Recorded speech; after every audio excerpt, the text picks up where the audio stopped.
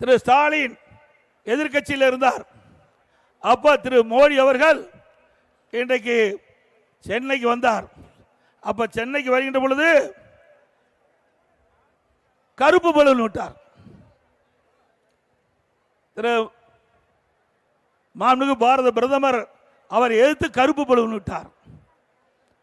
பிறகு ஆளுங்கட்சியா வந்த பிறகு திரு ஸ்டாலின் முதலமைச்சரான பிறகு ரத்தன கம்பளத்தை விரித்து பாரத பிரதமரை வரவேற்று செஸ் ஒலிம்பியாட் அந்த நிகழ்ச்சியில் அவரை கலந்து கொண்டு திட்டத்தை அந்த ஒலிம்பிக்கை திறந்து வச்சார். செஸ் ஒலிம்பிக் திறந்து வச்சார்.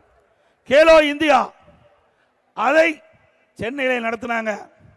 அதற்கு அவரை வரவழைத்து அந்த நிகழ்ச்சியிலே பங்கு பெற்று அந்த கேலோ இந்தியா விளையாட்டை துவக்கி வைத்தார். கலைவாணர் அரங்கில் மத்திய அரசின் மூலம் கொண்டு வரப்பட்ட பல திட்டத்துக்கு அடிக்கல் நாட்டு விழா நடந்தது. அப்போவும் அவர் அழைச்சி வந்து அந்த நிகழ்ச்சி நடத்தினீங்க.